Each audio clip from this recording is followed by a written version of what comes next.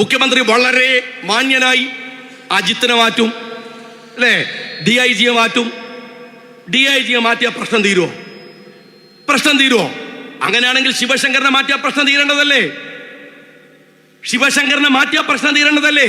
ശിവശങ്കറിനെ മാറ്റിയപ്പോ അതിനേക്കാൾ നല്ല കുഫു ഒത്ത ഒരു കള്ളൻ ശശിനെ കൊണ്ടുപോയി അവിടെ വെച്ചു.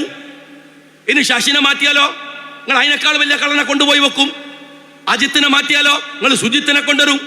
സുജിത്തിനെ മാറ്റിയാലോ അതിനേക്കാൾ വലിയ മൂരാച്ചിയായ വേറെ പോലീസ് ഓഫീസറെ കൊണ്ടുവരും. അതല്ലേ ചെയ്യാ? എടോ, മാറ്റേണ്ട ഒരുത്തനായി രാജ്യത്തുള്ളത് അത് ഈ അഴിമതി വീരനായ പിണറായി വിജയനാണ്. അയാളെ മാറ്റേണ്ടത്. ചികിത്സ പേരിനാ കൊടുക്കേണ്ടത്, കൊമ്പിനല്ല. നമസ്കാരം. പിണറായി വിജയൻ ആരാണ്? അദ്ദേഹം കേരളം കണ്ട ഏറ്റവും വലിയ അഴിമതിക്കാരനാണ്, തട്ടിപ്പുകാരാണ്, മാഫിയ പ്രവർത്തകനാണ്, കൊലപാതകിയാണ്, അതോടൊപ്പം സ്വർണ്ണക്കള്ളക്കടത്തുകാരനാണ്. മൊല്ലാക്ക മൂത്രമൊഴിച്ചാൽ കുട്ടികളും നടന്ന് മൂത്രമൊഴിക്കും. അതേപോലെയാണ് അടിമയായി ആടായി KT ജലീൽ പ്രവർത്തിക്കുന്നത്. ഇതാരാ പറയുന്നത് അറിയാമോ? കത്തിപ്പടർന്ന ആരാധടുത്തത് അറിയാമോ? നമ്മുടെ KM ഷാജി. അദ്ദേഹം നടത്തിയ കത്തിപ്പടർന്ന പ്രസംഗത്തിലാണ് KT ജലീലിനെ ആഞ്ഞടിച്ചിരിക്കുന്നത്. മലപ്പുറം ജില്ലയെ അധോലോക മാഫിയ കേന്ദ്രമായി ചിത്രീകരിച്ചുകൊണ്ട് പിണറായി വിജയൻ നടത്തിയ ഹിന്ദു പത്രത്തിൽ നടത്തിയ പ്രസ്താവനയ്ക്കെതിരെ ആഞ്ഞടിച്ചുകൊണ്ട് അതിനെ താങ്ങി നിർത്തുന്ന KT ജലീലിനെ കൊലവിളിച്ചിട്ടാണ് KM ഷാജിയുടെ പ്രസംഗം. അതോടൊപ്പം അദ്ദേഹം വളരെ കൃത്യമായി പറയുന്ന ഒരു കാര്യമുണ്ട്. KT ജലീൽ ആരാണ്? സ്വർണ്ണക്കള്ളക്കടത്ത് നയതന്ത്ര ബാഗേജിലൂടെ നടത്തിയ പിണറായി വിജയനെ പോലെ സ്വർണ്ണക്കുരു, അതായത് ഈന്തപ്പഴക്കുരുവിലൂടെ സ്വർണം കടത്തിയിട്ടുള്ള ആളാണ് KT ജലീൽ. ഇതേപോലെ ഖുറാൻ ചട്ടയിലൂടെ സ്വർണം കടത്തിയിട്ടുള്ള ആളാണ് എന്ന് നേരത്തെ പുറത്തു വന്നിട്ടുള്ള വിവരങ്ങളാണ്. എത്രയോ പരാമർശങ്ങൾ വന്നു കഴിഞ്ഞു. അങ്ങനെയുള്ള ഒരാൾ പിണറായി വിജയൻ്റെ അടിമയായി ആടായി നിന്നില്ലെങ്കിൽ എന്തായിത്തീരും? പിണറായി വിജയൻ അദ്ദേഹത്തെ പിടിച്ചകത്താക്കും. ഈ പേടി കൊണ്ടാണ് ഇപ്പോൾ ആടായും അടിമയായും KT ജലീൽ തീർന്നതെന്ന് ഇൻഡയറക്റ്റായി KM ഷാജി പറയുകയാണ്. അദ്ദേഹത്തിൻ്റെ വാക്കുകൾ പൂർണ്ണമായി കേൾക്കാം. മുൻഭാഗത്ത് ചെറിയൊരു ഭാഗം മാത്രമാണ് കൊടുത്തിട്ടുള്ളത്. ഇല്ല, അപ്പൊ സ്വർണം പിടിക്കാൻ പോലീസിന് വയ്യാഞ്ഞിട്ടല്ല, പിടിക്കുന്ന കേസുകളിൽ പോലീസ് ഒത്തുതീർപ്പുണ്ടാക്കി സ്വർണം അടിച്ചു മാറ്റുന്നു. ഇത് സർക്കാരിന് കിട്ടണില്ല. ഈ സുജിത് ദാസും കൂട്ടരുമൊക്കെ മലപ്പുറം ജില്ലയിൽ തമ്പടിച്ചതിന് ശേഷം ഈ കേസുകൾ രജിസ്റ്റർ ചെയ്യപ്പെടുന്നില്ല. അതാണ് വസ്തുത. അപ്പൊ സ്വർണം ഗവൺമെന്റ് പ്രതികളെ പിടിക്കാൻ നോക്കിയിട്ട് കിട്ടണില്ല, കേസ് ഉണ്ടാവണില്ല. അപ്പാണ് നമ്മളെ മുഖ്യമന്ത്രിയുടെ അരുമപുത്രൻ ജലീൽ പറയാൻ, മൂല്യന്മാരെ നിങ്ങൾ വയല് പറയും, അങ്ങനെങ്കിലും രക്ഷപ്പെടാൻ. എതിന് സ്വർണം കൊണ്ടല്ലേ എന്ന് വയല് പറഞ്ഞ് രക്ഷപ്പെടുത്താമെന്നാണ് പുതിയ അർത്ഥം. ഞാൻ ഈ ജലീല് ഈ പറഞ്ഞതിന്റെ ഒരു സാങ്കത്യം നിങ്ങൾ ഓർത്തു നോക്കിയോ? എന്താ അറിയോ നിങ്ങള്? ദിവസങ്ങളായി സുജിത് ദാസും അജിത്തും ഒക്കെ പറയുന്ന മുഖ്യമന്ത്രി ഏറ്റുപിടിക്കുന്ന ഈ മുസ്ലിങ്ങൾ മഹാകുഴപ്പക്കാരാണ്, അവർ വലിയ സ്വർണ്ണക്കടത്തുകാരാണ് എന്ന് പറയുന്ന വാചകത്തെ ബുദ്ധിപരമായി എൻഡോസ് ചെയ്യാൻ. മൊല്ലാക്ക നിന്ന് മൂത്രമൊഴിച്ചാൽ കുട്ടികൾ നടന്ന് മൂത്രമൊഴിക്കണ്ടേ? അങ്ങനല്ലേ? പിണറായി വിജയൻ ഈ പണി നടത്തിയാൽ പിന്നെ അയാളെ അനുകൂലിക്കാൻ ഈ വാക്കല്ലേ ഇവന് കിട്ടൂ? അതല്ലേ ഇവന് പറയാൻ പറ്റൂ? അങ്ങനെ പറയുകയാണെങ്കിൽ ജീവിതകാലം മുഴുവൻ അടിമയായും ആടായും ജീവിക്കാൻ തീരുമാനിച്ചാൽ പിന്നെ അവൻ അങ്ങനെയല്ലേ പറയാൻ പറ്റൂ സ്വാഭാവികമായിട്ട്. എന്നിട്ട് രസം കേൾക്കണങ്ങള്. അതിനേക്കാൾ രസമുള്ളൊരു കാര്യമുണ്ട്. മുഖ്യമന്ത്രിയുടെ ഒരു വാചകങ്ങൾ കൂടെ നിങ്ങൾ അതിനോട് ചേർത്ത് വായിക്കണം. എന്താ അറിയാതെ? ഈ പണം രാജ്യദ്രോഹത്തിനും ഭീകരവാദത്തിനും വിനിയോഗിക്കപ്പെടുന്നു എന്നാണ് ഹിന്ദുവിലുള്ള മുഖ്യമന്ത്രിയുടെ വാദം. എന്ന് വെച്ചാൽ ജലീല് പറയുന്നത് ഈ സ്വർണ്ണക്കടത്തുകാരായ ഇവിടുത്തെ മുസ്ലിങ്ങൾ എന്റെ മുഖ്യമന്ത്രി പറഞ്ഞ പോലെ ഭീകരവാദവും തീവ്രവാദവും നടത്തുകയാണ് ഇവിടെ എന്നാണ്, അല്ലേ? അതാ പറയുന്നത്. ഇനി ഞാനൊരു കാര്യം ചോദിക്കട്ടെ. എടോ, ഇതിന്റെ പേരെന്താണെന്നറിയോ? ജലീലിനെ അറിയില്ല, ഞാൻ പറഞ്ഞുതരാം. ഇതിന്റെ പേര് കള്ളക്കടത്ത് എന്നാണ്. പിന്നെ അവിടെ എന്ത് മതടോ? പേരെന്നെ കള്ളക്കടത്താൻ. പിന്നെ അതിലെന്ത് ഫത്വ വേണ്ടത്? വേണ്ടത്? പേര് തന്നെ പറയുന്നത് കള്ളക്കടത്താണ്. എന്തിനാ മതവിധി? ഇനി കള്ളക്കടത്ത്, ഞാനൊരു കാര്യം കൂടെ ചോദിക്കട്ടെ. ഈ കള്ളക്കടത്ത്, അഴിമതി, ഇതൊക്കെ ഒരു മതവുമായിട്ട് എന്താ ബന്ധം? കക്കുന്നോൻ ഇവിടുത്തെ ക്രിമിനൽ കോഡിനകത്ത് മാപ്പിളക്ക് വേറെ നിയമമുണ്ടോ? ഹിന്ദുവിന് വേറെ നിയമമുണ്ടോ? ക്രിസ്ത്യാനിക്ക് വേറെ നിയമമുണ്ടോ? എടോ, കള്ളന്റെ ഇന്ത്യയിലെ പേര് കള്ളൻ എന്നാണ്, അഴിമതിക്കാരന്റെ പേര് അഴിമതിക്കാരൻ എന്നാണ്, കൊള്ളരുതാത്തവന്റെ പേര് കൊള്ളരുതാത്തവൻ എന്നാണ്. എന്റെ ജലീലിനോട് ഞാൻ പറയട്ടെ, എന്റെ ഈ മുതലാളി ഉണ്ടല്ലോ പിണറായി വിജയൻ, അയാൾ എന്തൊക്കെ പറഞ്ഞാലും അഴിമതിക്കാരനാണ്. കമ്മ്യൂണിസ്റ്റുകാരനായ അഴിമതിക്കാരെന്ന് വേണേൽ ചേർത്ത് വിളിക്കാം.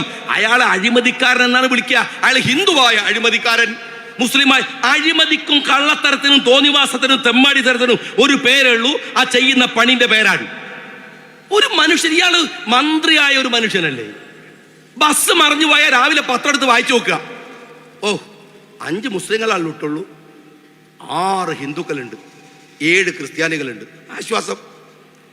അടിയന്തിരമായി ചികിത്സ കൊടുക്കേണ്ട മാനസിക രോഗമാണ് ഇവനെ പോലത്തെ ജന്തുക്കൾക്കുള്ളത്. അല്ല, ഇത് മാനസിക രോഗമാണ്, ഇത് ചെറിയ രോഗമല്ല. നാട്ടിലൊരു കുറ്റകൃത്യം ഉണ്ടായി, എടോ മെഡിക്കൽ കോളേജിൽ പോയി നോക്കട്ടോ സമയമുള്ളപ്പോ. ആ CH സെന്ററോട് പറഞ്ഞാൽ മതി, അവിടെ പോയി കാണിച്ചു തരും. അവിടെ എന്താ രോഗം? കഫം, മലം, മൂത്രം, ഇതുമായിട്ട് ബന്ധപ്പെട്ട കുറെ ആളെ രോഗം. ക്യാൻസർ, തലവേദന, വയറുവേദന, അല്ലേ? ഹിന്ദു തലവേദന, മുസ്ലിം പിന്നെ എന്താണ് ക്യാൻസർ, ക്രിസ്ത്യാനി തലവേദന, അങ്ങനെ കേട്ടിട്ടുണ്ടോ? ഈ നാട്ടിൽ മനുഷ്യനുമായി ബന്ധപ്പെട്ട കുറ്റകൃത്യങ്ങളാവട്ടെ, പ്രശ്നങ്ങളാവട്ടെ, അത് മനുഷ്യന്റെ പ്രശ്നമാണ്. അതെങ്ങനെയാണോ മതത്തിൻ്റെതാവുക? അതിനെങ്ങനെയാണ് മതത്തിന്റെ പേര് മതത്തെ ചേർത്ത് വെക്കാനാവുക? ഇനി ഞാൻ വേറെ കാര്യം പറയട്ടെ. ഇനി പള്ളിയിലെ മൊയിലാര് ഇനൊരു ഫത്വ ഇറക്കാത്തതാണ് പ്രശ്നമെങ്കിൽ, എടോ, ഫത്വയും ആയത്തും ഹദീസൊക്കെ കേട്ടാൽ മനുഷ്യൻ നന്നാവുമെങ്കിൽ ലോകത്തിൽ ആദ്യം നന്നാവേണ്ടത് KT ജലീലല്ലേ? നീ എത്ര ഫത്വ കേട്ടതാ, എത്ര വയല് കേട്ടതാ? ഏതെല്ലാം മതപഠന കേന്ദ്രങ്ങളിൽ ചേന്ദമംഗളൂരിൽ പഠിച്ചല്ലേ, മതസ്ഥാപനങ്ങളിൽ പഠിച്ചല്ലേ? അവിടെ ആയത്തില്ലേ, അവിടെ ഹദീസില്ലേ, അവിടെ ഖുർആനില്ലേ, അവിടെ വയലില്ലേ? എന്നിട്ടൊരു പൊടി പോലും നന്നാവാത്ത നീയൊക്കെ ആരോടാടോ ഈ ഫത്വ ചോദിക്കണത്? ആരോടാ ഫത്വ ചോദിക്കണത്? ഇങ്ങനെ പറഞ്ഞു കേട്ടിട്ട് നന്നാവും താങ്കൾ വിചാരിക്കണത്? ഇനി ഞാനൊരു കാര്യം ചോദിക്കട്ടെ, ഈ ശിവശങ്കരന് ഈ സ്വർണ്ണം അടിച്ചു മാറ്റുമ്പോൾ ജലീലിനൊരു ഫത്വ കൊടുത്തുകൂടായിരുന്നോ? ശിവശങ്കരോ ഇത് തെറ്റാണ് അല്ലേ? ഇനി ഞാൻ ചോദിക്കട്ടെ, ഈ പൈസയൊക്കെ അടിച്ചു മാറ്റുന്ന പിണറായി വിജയന് ഏത് മതപണ്ഡിതനാടോ ഫത്വ കൊടുക്കുക? ഇയാൾക്ക് മതം ഉണ്ടാ? കക്കുന്ന മതല്ലേ അയാളത്? അടിമതി നടത്തുന്ന മതല്ലേ അയാളത്? അയാൾക്ക് ഫത്വ കൊടുക്കാൻ പറ്റുമോ? എന്ത് പൊട്ടത്തരാടോ ഈ പറയണത്? ഏത് പൊട്ടത്തരമാണ്? ഒരു ഭാഗത്ത് ഇത് മുസ്ലിങ്ങൾ ചെയ്തതാണ് എന്ന് പറയാൻ വരുത്തുക, മറുഭാഗത്ത് ഈ പിണറായി വിജയൻ അടിച്ചു മാറ്റും ആര് ഫത്വ പറഞ്ഞിട്ടെന്താ? എന്നിട്ട് ചോദിക്കാൻ മറ്റേ ആള് സ്വർണം കൊണ്ടുവന്നില്ലേ? എടോ, ആര് കൊണ്ടുവന്നാൽ എന്ത്? ഞാൻ ചോദിക്കട്ടെ, ഞാൻ ഇവിടെ സംസാരിക്കുകയാണ്, എന്റെ സഹോദരൻ കൊണ്ടുവന്നാൽ അതെങ്ങനെ ഞാനായതുകൊണ്ട് അത് ലഘൂകരിക്കപ്പെടുമോ? ഇല്ലല്ലോ. കുറ്റകൃത്യല്ലേ? ഏത് പദവിയിലിരുന്നാൽ എന്താണ്?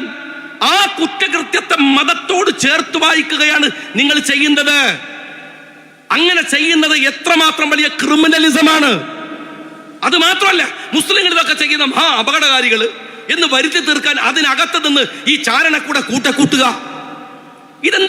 എന്തൊരു അനുഭവമാണ്, എന്തൊരു രീതിയാണ്. ഇനി നിങ്ങൾ സംഭവിക്കാൻ പോകുന്ന കാര്യം കേൾക്കോ. നാളെയും മറ്റന്നാളൊക്കെ നിയമസഭ നടക്കുകയാണ്. എന്താ ഉണ്ടാവുക? പ്രക്ഷോഭം ഉണ്ടാവും. മുഖ്യമന്ത്രി വളരെ മാന്യനായി അജിത്തിനെ മാറ്റും, അല്ലേ? DIGയെ മാറ്റും. DIGയെ മാറ്റിയ പ്രശ്നം തീരുമോ? പ്രശ്നം തീരുമോ? അങ്ങനെയാണെങ്കിൽ ശിവശങ്കരനെ മാറ്റിയ പ്രശ്നം തീരേണ്ടതല്ലേ? ശിവശങ്കരനെ മാറ്റിയ പ്രശ്നം തീരേണ്ടതല്ലേ? ശിവശങ്കരനെ മാറ്റിയപ്പോ അതിനേക്കാൾ നല്ല കുഫുവൊത്ത ഒരു കള്ളൻ ശശിനെ കൊണ്ടുപോയി അവിടെ വെച്ചു. ഇനി ശശിനെ മാറ്റിയാലോ നിങ്ങൾ അതിനേക്കാൾ വലിയ കള്ളനെ കൊണ്ടുപോയി വെക്കും. അജിത്തിനെ മാറ്റിയാലോ നിങ്ങൾ സുജിത്തിനെ കൊണ്ടുവരും. സുജിത്തിനെ മാറ്റിയാലോ അതിനേക്കാൾ വലിയ മൂരാച്ചിയായ വേറെ പോലീസ് ഓഫീസറെ കൊണ്ടുവരും. അതല്ലേ ചെയ്യുക? എടോ, മാറ്റേണ്ട ഒരുത്തനായി ഈ രാജ്യത്തുള്ളത് അത് ഈ അഴിമതി വീരനായ പിണറായി വിജയനാണ്. അയാളെ മാറ്റേണ്ടത്. ചികിത്സ വേരിന കൊടുക്കേണ്ടത് കൊമ്പിനല്ല. വേരിന ചികിത്സിക്കേണ്ടത് കൊമ്പിനല്ല. രാജ്യത്തെ സകലതിന്റെയും ഉടമ എന്ന് പറയുന്നത് ഇയാളാണ്, ഈ പറയുന്ന മനുഷ്യനാണ്. എല്ലാം എന്തിനു വേണ്ടി ഓർത്തു വെക്കണം നിങ്ങൾ. ഇതൊക്കെ മക്കൾക്ക് അനുഭവിക്കാൻ കഴിയുമെന്ന് പിണറായി വിജയൻ ഈ 76 വയസ്സുള്ളപ്പോ വിചാരിക്കുന്നുണ്ടോ? അങ്ങനെ ഉണ്ടെങ്കിലേ നമ്മളൊക്കെ ഈ നിങ്ങളെ കയ്യിലുള്ള കൊല്ലുന്നോലും കൊല്ലിപ്പിക്കുന്നവരൊക്കെ ഇല്ലേ, ഓല വെച്ചങ്ങ് തീർത്തേക്കണം. 10,000-കണക്കിന് ലക്ഷക്കണക്കിന് വരുന്ന കേരളത്തിലെ ജനങ്ങളെ കൊന്നു തീർക്കാൻ പറ്റുമോ നിങ്ങൾക്ക്? ഞാൻ ചോദിക്കാണ് പിണറായി വിജയനോട്. ഓർത്തോങ്ങള് ഒരുപാട് ഭീഷണികൾ തന്നവരാങ്ങള്, പീഡിപ്പിക്കാവുന്നതിന്റെ പരമാവധിയും പീഡിപ്പിച്ചവരാ നിങ്ങള്, പ്രലോഭനങ്ങൾ തന്നവരാ നിങ്ങള്. എന്നിട്ടും എന്റെ മുമ്പില് ഒരു രോമത്തിന് പോലും വിട്ടുവീഴ്ച നൽകാതെ ആൺകുട്ടിയെ പോലെ ഇങ്ങനെ നിൽക്കുന്നുണ്ടെങ്കിൽ ഓർത്തോ പിണറായി വിജയ, നിങ്ങളുടെ മക്കളും കുടുംബവും കൊണ്ടുപോയത് കക്കിച്ചിട്ടല്ലാതെ ഈ രാഷ്ട്രീയ ദൗത്യം അവസാനിപ്പിക്കൂല. ഭരണത്തിൽ അങ്ങ് പോയാൽ രക്ഷപ്പെട്ടെന്ന് വിചാരിക്കണ്ട, വിദേശത്തേക്ക് കടത്താന്ന് വിചാരിക്കണ്ട. രാജ്യത്തൊരു നിയമമുണ്ടെങ്കിൽ ഈ അതല്ലേ പൊതുപ്രവർത്തനം, അതിനല്ലേ ആളുകൾ ഇങ്ങനെ ഈ തെരുവോരത്ത് നിൽക്കുന്നത്. എന്റെ കാര്യത്തിന് മാത്രമാണോ? ഇവിടെ ലീഗ് വിളിച്ചപ്പോൾ നിങ്ങൾ വന്ന എന്താണ്? ലീഗ് ന്യായം ചെയ്യും എന്ന ബോധ്യമാണ്. പ്രതിപക്ഷ നേതാവ് വരുമ്പോൾ നിങ്ങൾ കേൾക്കണില്ലേ? നേതാക്കന്മാർ വരുമ്പോൾ നിങ്ങൾ കേൾക്കണില്ലേ? എന്താ കാര്യം? ഇത് വിശ്വാസം നിങ്ങൾ ഈ അഴിമതിക്കെതിരെയുള്ള പോരാട്ടത്തിൽ ഉണ്ട് എന്നതുകൊണ്ടാണ്. അത് നീതിപൂർവകമാകണ്ടേ, അത് നീതിപൂർവകണ്ടേ? ഒരു മകളെ പോറ്റാൻ എന്തെല്ലാം അഴിമതി. പണ്ട് ഈ ഫ്രഞ്ചില് ഒരു ലൂയി 16 ഉണ്ടായിരുന്നു. അദ്ദേഹത്തിന്റെ ഭാര്യയുണ്ട്, ആൻഡറോണി എന്ന് പറയുന്ന ഭാര്യ. എവിടെ? ഫ്രഞ്ചില്. ഈ മനുഷ്യൻ എന്ത് ചെയ്ത ഞങ്ങള്, ഈ ലൂയി 16 ഭാര്യക്ക് വൈരപ്പതക്കം വാങ്ങാൻ ഒരു ടാക്സ് ഏർപ്പെടുത്തി. അങ്ങനെയുണ്ട്, ഭാര്യക്ക് ഇടക്കിടക്ക് വൈരപ്പതക്കം വാങ്ങണം. ഒന്നും വാങ്ങാനല്ല, അത് പിരിവെടുത്ത് കൊടുത്താൽ തീരൂലേ. ഇവക്ക് ഇങ്ങനെ വൈരം വാങ്ങിക്കൊണ്ടിരിക്കണം. അങ്ങനെ വൈരം വാങ്ങാൻ വേണ്ടി രാജ്യത്ത് ഒരു ടാക്സ് ഏർപ്പാട് ചെയ്തു. ചരിത്രത്തിൽ ആ ടാക്സിന്റെ പേരാണ് വൈരപ്പതക്ക വിചാരണ. അതുപോലെയാണ് കേരളത്തിലെ മുഖ്യമന്ത്രി പിണറായി വിജയൻ മോക്ക് വേണ്ടിയിട്ട് നമ്മളുടെ സകലമാന പൈസയും അടിച്ചു മാറ്റി കൊടുത്തോടുക്കാൻ. നാളെ ചരിത്രത്തിൽ അതിനെ വീണ വിനോദം എന്ന പേരിൽ അറിയപ്പെടാവുന്ന ടാക്സാണ്. നമ്മൾ ആലോചിച്ച് നോക്ക്, എന്തൊരു സങ്കടമാണ്. ഫ്രഞ്ചിലെ ലൂയി 16 അതേ ചരിത്രഗതിയിലേക്ക് ഒരു പാർട്ടി വരികയാണ്. ഞാൻ പറഞ്ഞു വന്ന മാറ്റർ ഇത്രേ ഉള്ളൂ. ഒരു ഭരണകൂടം, ഇതൊക്കെ വ്യക്തികൾ ചെയ്യുന്നെങ്കിൽ പ്രശ്നമല്ല, ഒരു പ്രസ്ഥാനം, ഒരു ഭരണകൂടം മനുഷ്യരെ തമ്മിൽ തെല്ലിക്കാൻ എന്തിനു വേണ്ടിയാണിത്? അധികാരം ഇത്രമേൽ അധികാരം ഉന്മത്തമാക്കുന്നത് എന്തു സങ്കടമാണ്. ഞാൻ പലയിടത്തും പറഞ്ഞിട്ട് എനിക്കതിന്റെ സങ്കടം പോവാത്തത് കൊണ്ട് ഞാൻ ഒന്നുകൂടെ പറയട്ടെ. അൻവറിന്റെ നിലമ്പൂരിലെ ആദ്യത്തെ യോഗം കാണുമ്പോൾ, ഞാൻ ആ യോഗം ഇങ്ങനെ അതിന്റെ അവസാന സീൻ ഞാൻ യൂട്യൂബിൽ ഇട്ട് കേൾക്കുമ്പോൾ എനിക്കൊരു വല്ലാത്ത നിസ്സഹായാവസ്ഥയും ഒരു സങ്കടവും ഒക്കെ എന്നെ ഇങ്ങനെ വന്ന് പൊതിഞ്ഞു കളഞ്ഞു. കാര്യം എന്താ വെച്ചാല്, അൻവർ നമ്മളെയൊക്കെ ഇങ്ങനെ ട്രോളി നിയമസഭയിൽ എന്താണ് പിണറായിനെതിരെ ഞാനൊന്ന് സംസാരിക്കാൻ നിന്നാല് അൻവർ ഒരു ചാട്ടാണ്. അൻവറിന്റെ ഭാര്യ ഷൗക്കത്തിനെ പറഞ്ഞാൽ പോലും അത്ര ദേഷ്യവും പിടിക്കൂല. പറഞ്ഞിരുന്നല്ല, സോറി, ബാപ്പനെ പറഞ്ഞാൽ പോലും ദേഷ്യം പിടിക്കൂല. അൻവറിനെ പറഞ്ഞു എന്റെ പിതാവിനെ പോലെയാണ്, ഇല്ലേ? ആ അൻവർ നിസ്സഹായമായി പറയുന്ന ഒരു കാര്യമുണ്ട്. പ്രസംഗം തുടങ്ങാൻ അൻവർ പറഞ്ഞു, ഞാൻ ഇന്നാളാ മോനാണ്, എൻ്റെ വാപ്പ പാർലമെന്റിലേക്ക് മത്സരിച്ചിട്ടുണ്ട്, ദേശീയ സമരത്തിൽ പങ്കെടുത്തിട്ടുണ്ട്, എൻ്റെ വീട്ടിൽ നെഹ്റു വന്നിട്ടുണ്ട്, ഒക്കെ അഭിമാനത്തോടെ ഒരു മനുഷ്യൻ ഇങ്ങനെ ഓർക്കുക. എന്നിട്ട് പറയാണ്, എൻ്റെ ഉമ്മ 10-ലധികം ആളുകൾ പ്രസവിച്ച ഉമ്മയാണ്. നമ്മളൊക്കെ പഴയ കാലത്തെ ഒരു ഉമ്മ ഒരുപാട് പ്രസവിച്ച ഉമ്മയാണ്. അപ്പോൾ എനിക്ക് ആ ഉമ്മയുടെ മുലപ്പാൽ പോലും കുടിക്കാൻ അധികം പറ്റിയില്ല. ഞാൻ കുടിച്ചത് എൻ്റെ വീട്ടിലെ മറ്റൊരു സ്ത്രീയുടെ, ഒരു അമുസ്ലിം സ്ത്രീയുടെ മുലപ്പാട് കുടിച്ചാണ് വളർന്നത്. അങ്ങനെ ഒരുപാട് ചരിത്രം അതൊക്കെയാണല്ലോ നമ്മുടെ നാട്. മുലപ്പാൽ കുടിച്ചാണ് ഞാൻ വളർന്നത്. അദ്ദേഹം പറയാണ്, അങ്ങനെ ഞാൻ ജീവിച്ചത്. എൻ്റെ വീട്ടിൽ പണിയെടുക്കണ, എനിക്ക് ഭക്ഷണം വിളമ്പി തരുന്ന നാണി, ശൈലജ, എൻ്റെ ഡ്രൈവർ, എൻ്റെ ഗൺമാൻ, ഇവരൊക്കെ പേര് പറഞ്ഞിട്ട് പറയാണ്, എന്നിട്ടും നിങ്ങൾ എന്നെ വർഗീയവാദി എന്നാണോ പറയണത്? എനിക്കത് വല്ലാത്ത സങ്കടം തോന്നിപ്പോയി. ഇത്രമാത്രം സുതാര്യമായി ഒരു പൊതുസമൂഹത്തിൽ ജീവിക്കുന്ന ഒരു മനുഷ്യൻ, ഇപ്പോഴും ഇടതുപക്ഷത്തിന്റെ MLA ആയ ഒരു മനുഷ്യൻ, അവസാനം അയാൾ പറഞ്ഞ എന്താണ്? അഴിമതിയെ കുറിച്ചല്ലേ? മുഖ്യമന്ത്രിയുടെ പോലീസിന്റെ ധാർഷ്ട്യത്തെ കുറിച്ചല്ലേ? അത് പറയാൻ ജനാധിപത്യ രാജ്യത്തിൽ അവകാശമല്ലേ? അത് പറഞ്ഞതിന് ആ മനുഷ്യൻ വിശദീകരിക്കുന്നത്, ഞാനൊരു മതേതരവാദിയാണ്, എന്നെ നിങ്ങൾ വർഗീയമെന്ന് വിളിക്കല്ലേ എന്നാണ്. ഇങ്ങനെയാണോ നിങ്ങൾ പെരുമാറുന്നത്? ഞാൻ മുസ്ലിം ലീഗുകാരനാണ്. ജനിച്ച കാലം മുതൽ MSF, യൂത്ത് ലീഗ്, ആ ലീഗിൽ അടിയുറച്ചു നിൽക്കുന്ന ഒരാളാണ്. ഞാനൊരു മുസ്ലിമുമാണ്. ഞാൻ MLA ആയിട്ടുണ്ട്, പൊതുപ്രവർത്തനത്തിൽ ഒരുപാട് നിന്നിട്ടുണ്ട്. ഞാൻ അൻവറിനോട് പറയട്ടെ, എൻ്റെ മുഖത്ത് നോക്കിയിട്ട് ഒരുത്തനെങ്ങാനും വർഗീയവാദി എന്ന് പറഞ്ഞാൽ പൊതുയോഗത്തിന് സ്റ്റേജിൽ കയറൂല. ഓൻ്റെ മോന്തടിച്ച് പൊട്ടിച്ചിട്ട് എന്ത് കേസ് വന്നാലും പിന്നെ ഞാൻ സ്റ്റേജിൽ കയറൂ. മനസ്സിലായി ഞങ്ങൾക്ക്? അതിന് ഒരുത്തന്നെ സഹായം വേണ്ട. ഓനെ തിരിച്ചടിച്ചാലും എൻ്റെ അടി ഓൻ ആദ്യം കൊണ്ടിരിക്കും. ഇവിടെ ഇതെന്തൊരു സങ്കടമാണ്. ഷൗക്കത്തിന്റെ മകനാ അൻവർ. ഷൗക്കത്തിന്റെ മകൻ പാർലമെന്റിലേക്ക് മത്സരിച്ച, അഭിപ്രായ വ്യത്യാസം രാഷ്ട്രീയമായിട്ടുണ്ടാവാം.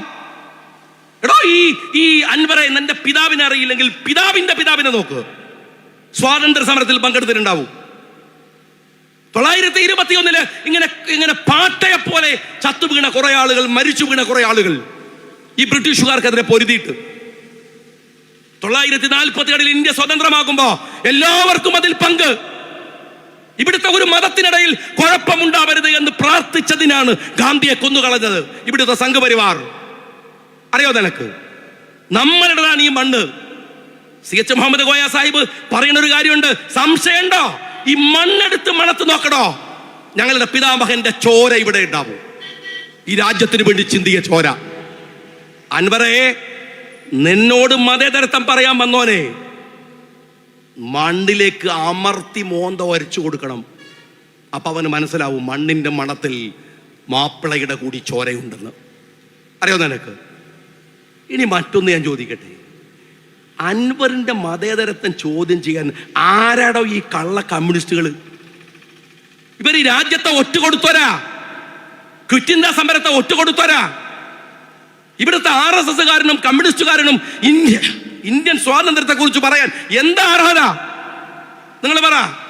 ഈ രാജ്യം നിന്ന് പൊരുതുമ്പോ, രാജ്യം ഇവിടെ സമരങ്ങൾ ചെയ്യുമ്പോ ഈ നാടിനെ ഒറ്റുകൊടുത്തവർ അവരാണോ മതേതരത്വം ചോദ്യം ചെയ്യണത്? CH പറഞ്ഞിട്ടില്ലേ, നിന്റെ ഒക്കെ ഈ കൂറോമീറ്റർ ഉണ്ടല്ലോ സഖാവേ, അത് ആപ്പീസ് കൊണ്ടുപോയി വെക്കണതാ നിനക്ക് നല്ലത്. ഞങ്ങളുടെ ഇടയിലേക്ക് ഈ കൂറോമീറ്ററുമായിട്ട് നീ ഇറങ്ങരുത്. അൻവറിനോട് ഞാൻ പറയണു, സങ്കടകരമാണ്. സ്നേഹമുള്ളവരെ, രാഷ്ട്രീയത്തിൽ ഒതുങ്ങി നിൽക്കുകയല്ല, പൊരുതി നിൽക്കുകയാണ് വേണ്ടത്. രാഷ്ട്രീയത്തിൽ ഒതുങ്ങി നിൽക്കുകയല്ല, പൊരുതി നിൽക്കുകയാണ്.